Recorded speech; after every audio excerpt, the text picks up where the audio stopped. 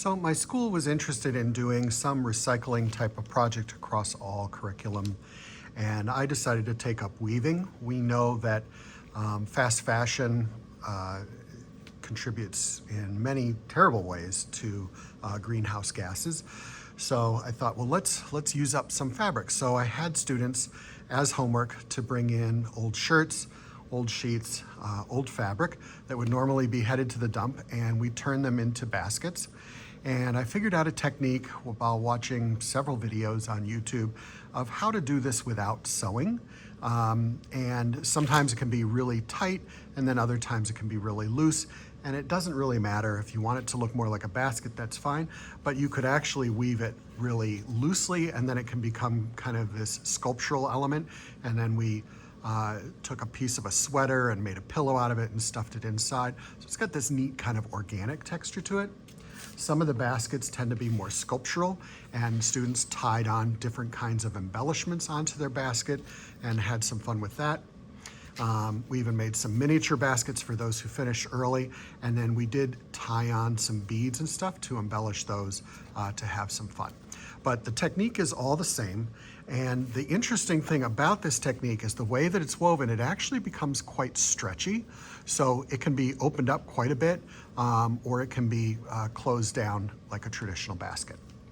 So the first thing you're going to need is obviously some kind of fabric, and you're going to cut it into or rip it into strips. So here's an old bed sheet that's been ripped into strips, and we need something to wrap. So for us, we're going to use some rope that I got. So I have this rope in my cabinet. You can use any kind of rope. It doesn't have to be this macrame yarn. It could be plastic. You could use plarn, anything that's going to give you a base that you can wrap your fabric around. And to begin, you're going to need some kind of a loop at the end.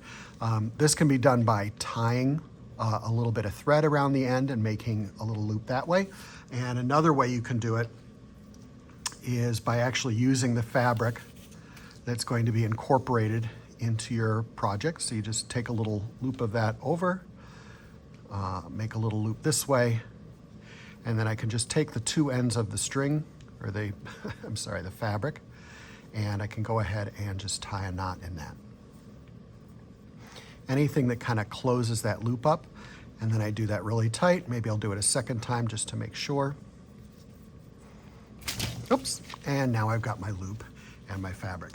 Now, to help control the length of my yarn or my string or whatever I'm using as my base material, I just loop it over and put a bulldog clip on it, so that kind of helps keep it in control and keeps it from getting knotted. And then to start, I'm gonna think of this as the arm, and this is the loop. So we're gonna first cover the loop. So all you do is you bring the fabric through the loop, and you pull the length of it through, and you want to wrap it around itself. And if there's a good side of the fabric, you want the good side of the fabric to show. And we pull this around, overlapping, and the tighter you go, the more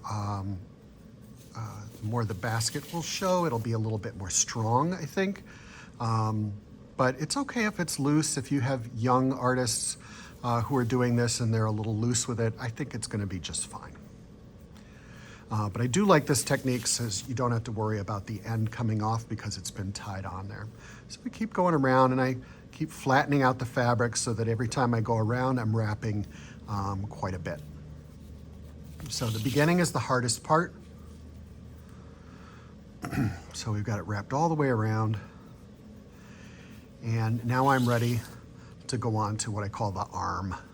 This is the arm that goes off, and now we're going to start to weave our basket.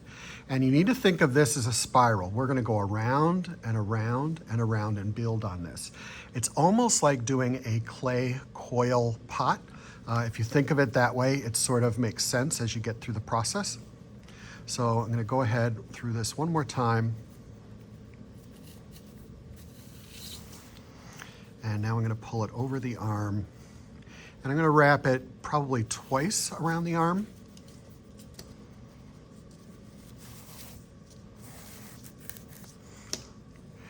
So we got 1, 2. Open that up. And I'm going to go 3 times around. Now, when I look at this, I have a little bit of space between the loop and the fabric. So I'm going to go ahead and bring that. I'm going to go under here, pull the fabric through, and then I'm going to take this and I've got to find the space right in there. And I can push that through.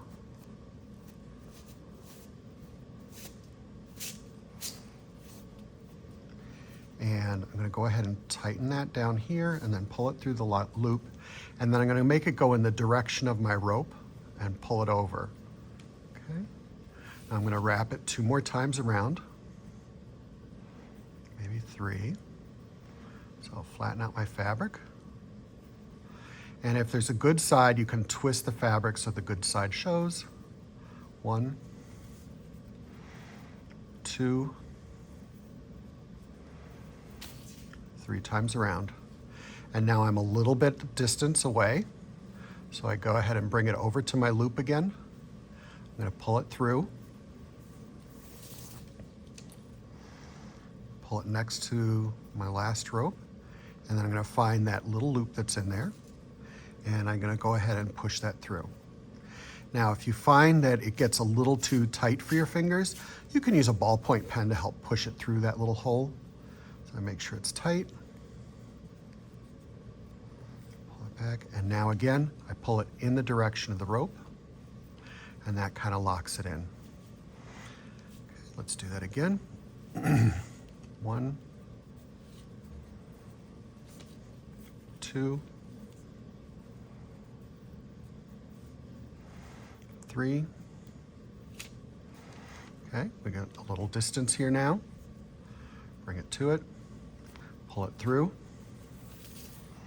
And I'll show you what I mean by a ballpoint pen. I can pull that fabric tight, and we know the hole is going to be right there. So I can just kind of put the fabric in front of that and then use the pen to help kind of push it through. Some people could even use a crochet needle if you feel like that's helpful, but when I'm teaching a class, I don't have a lot of crochet hooks for everybody. So once I pull it through, I pull it in the direction of the rope and make it tight. I'm going to keep doing it 1 more time. Find the good side of the fabric, make sure that goes to the outside. Wrap 1, 2, 3 times around. Make sure I open that fabric up. Okay, and there's my distance. I'm not wrapping like way far away from it. I want to keep it about a finger away. That's because I know I can get my finger in there. So go ahead and bring it to the loop. Pull that through. Make it tight. Find the hole, then it goes through the hole.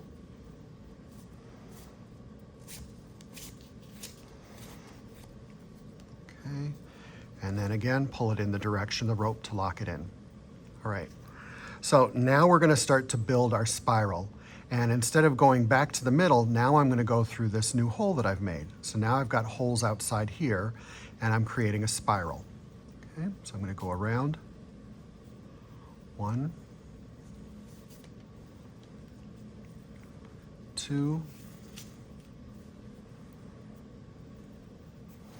3,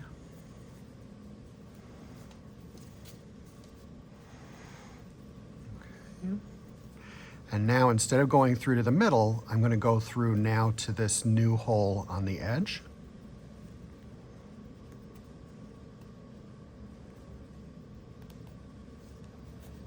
There we go. And I've made a new hole. And I want to make sure as I'm building my spiral that I keep pressing it against the table or a surface, because if I pull it too tight, it's going to start to cup in. So we want it to be as flat as possible until I've got it the width of the basket that I want, and then I start building up the sides. Okay, so I pull that through. There's the next loop. So as I build my spiral, that goes through.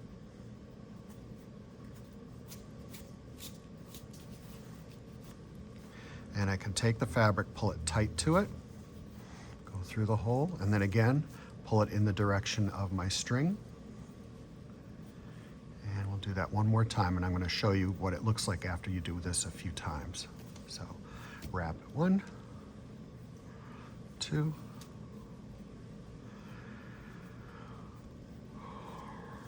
3. Again, got about that finger space there. Bring it over, and it looks like I'm going to go through the same hole, and that's fine, because as you start building your spiral, you may have to use the holes a couple times. And then again, I can use my pen if it's getting a little hard to poke my finger through. Pull that, bring it tight, and that's that outer hole. I use my pen to push that through.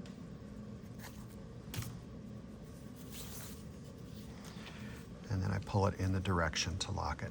And I'm going to keep going and building out and out and out. If I keep going, I'm going to end up with something like this. You see what I mean about keeping it flat. If you start building it and it gets shorter and shorter, you're going to end up with a bowl, which might be something that you want, but I want this to have a flat bottom and be built outward. Now, one of the things you'll notice is there is going to be this hole in the center, but that's easy to rectify. Just take a short piece of fabric. We can pull that through one side of the hole. And I'm going to go across to the opposite side. And push that through.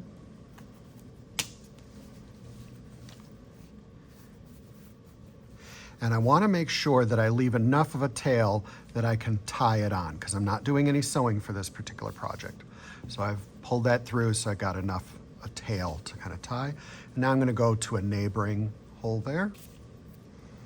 Pull that through. And go through a neighboring hole over here.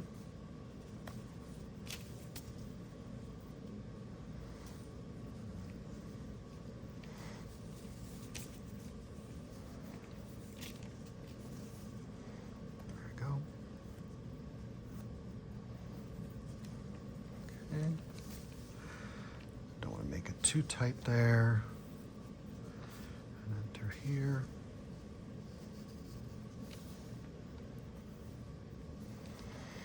And then it comes back through here.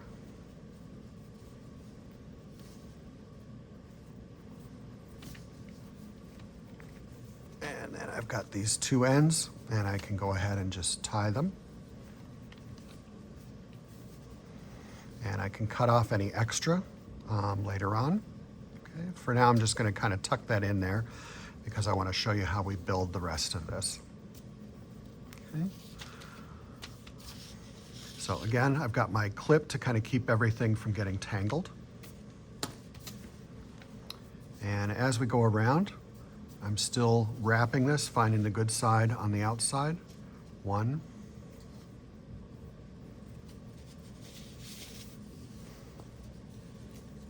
2, and 3 times around. And then I find the next available hole underneath, and I use my pen to pop that through.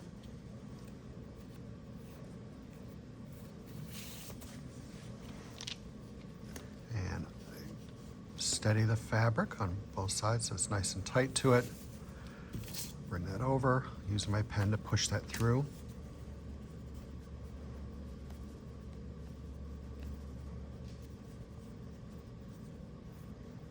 Go. And then again, pull it in the direction of the rope, and that locks it in. Now, instead of cutting my fabric, I actually ripped my fabric because I like the frayed edges. I like the texture that it sort of gives this. But you can, cut the edges if you want it to be more refined looking, I suppose. Now, if you want to start building up the sides of the basket, then what you do is you start putting your rope on top of the last coil as you build your basket, and then it starts building up. So it's the same technique, and then you keep building and building. Now, when you get to the end of a piece of fabric. Instead of sewing it together, you can take 2 pieces, put them together, and then just tie a single knot through both of them. Pull it tight, and then what I do is I take the 2 pieces of fabric and pull them apart, and that tightens the knot a bit, and then I can just take my scissor and cut that off. And then I can continue wrapping and wrapping until I'm happy with it. If I want to, I could braid a handle. There's no limit to what you can do with it. And like I said before, you can get some beads and things, and they can be tied on or sewn onto if you want to add sewing as a possible use of this. But you can have an awful lot of fun with these. And then if you got something like this, you could put a planter inside of that, and then this could cover it. You could create a fabric sleeve on the inside if you didn't want to see through the holes, but it does stretch, which is really nice, so it can take on a lot of different forms. You could have a contrasting color on the inside, use this as more sculptural instead of functional. It's really kind of up to you, but it's a great way to use up recycled fabric and help save the planet in a fun and crafty sort of way. If you like this video, go ahead and subscribe, and you can check out more of my resources at firehousepublications.com. Thanks so much and have a great day.